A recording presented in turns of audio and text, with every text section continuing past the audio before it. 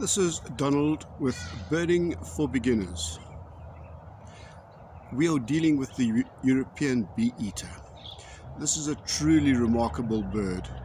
It's only 27 to 30 centimeters long. It includes its tail. It weighs only 52 grams, but some of them undergo some serious migrations. This can be over 4,000 kilometers, all the way to North Russia from southern Africa. The bill is black and decurved. In other words, it's pointing down a little bit. Sometimes one can hear the snap of the bill when the bird catches an insect while it is flying. Its legs, they are sort of a frosted purplish brown. The plumage, this is interesting. When they come out from the European wintering, they're all bright and frisky and all sorts of colors. But when they go back, they're far more dull and drab. This is from wear and tear of living in southern Africa, or their summer habitat. The female and male are basically the same. The female is just a little bit duller than the male. The tail wings are very well designed. They're designed for maneuverability. They're long and thin and makes the bird be able to duck and dive when it's trying to catch its prey in the air. Research has shown that they can see their prey up to 30 meters ahead, 20-30 meters ahead while they are flying, and then make the appropriate adjustments. These birds are quite common in residence and gardens and residential areas.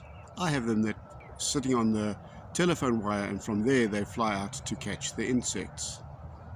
They don't habitat the very wet areas like KwaZulu-Natal all the way down to the north or the east of the Eastern Province. Nor do they like very dry areas like in Namibia where the dunes are and places like that. Don't really blame them. They enjoy the fringes of forests where there are trees and branches for perches. And I've mentioned they love the telephone wires for their perches as well. In fact, you see them all along the roads when you're traveling around South Africa too.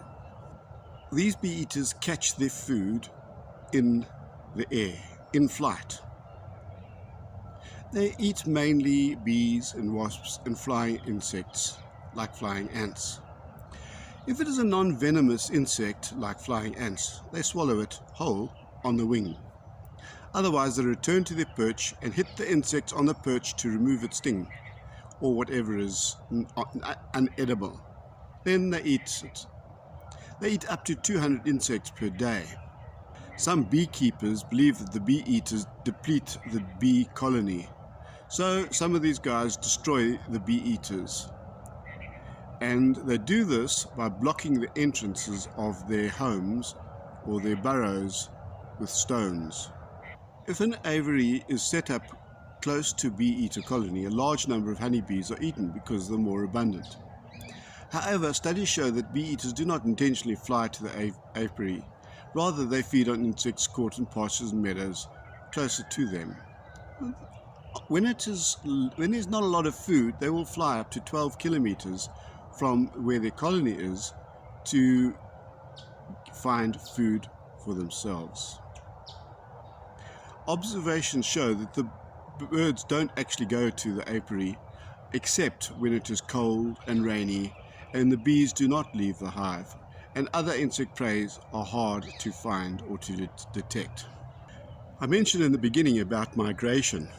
There appears in southern Africa to be two distinct groups. The first group is from the north of southern Africa and includes Zimbabwe and surrounding countries. This group migrates to the very north of Africa, Western Asia, Western Europe, and as I mentioned, even into the tip of Russia. This trip of about 12,000 kilometers. Studies indicate that there are about 4 million birds that migrate north to the Western Europe and Eastern Asia, and that the return population is estimated to be 23 million. They arrive in southern Africa around mid-September, mid-October, and they return around mid-April to arrive at their breeding grounds in May, ready for the next session. The second group, which is much smaller, nests in the southern part of South Africa, the Western Cape, the Eastern Free State, and southern Namibia. They too arrive in September, but this time to breed and not to overwinter. Interestingly, a small number of breeding birds from the southern African Western Cape spends a month or so on the interior during January and February. This is in the Cradock area. It is thought that these birds go there because of the abundance of food. From there they migrate to Central Africa to overwinter. At night you might find them sleeping shoulder to shoulder on roosts in groups of up to 100 birds. These birds' call is all round. They have a very liquid call that you can hear quite clearly when you are sitting beneath a breeding group. It's sort of a pre-poop. Can't do it nicely, but you'll hear it in the track. Getting to breeding.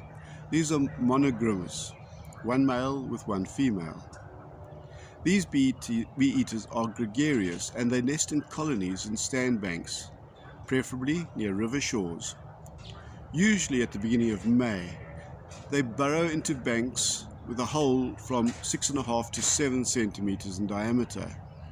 And the hole is from 70 centimeters long to 2 meters long. Here they lay their eggs, 5 to 8 spherical white eggs. Both the male and female care for the eggs. The breeding in the north of the equator is far more proliferous than the selected breeding pockets in South Africa. This is thought because of the lack of food in southern Africa. I enjoy just watching them in the summer. Watching them fly about in their flocks, chattering to themselves and each other as they go about their business. Thank you for watching. Trust you enjoyed it. It'd be great if you could pass this on or like and subscribe. Have a good day. Bye.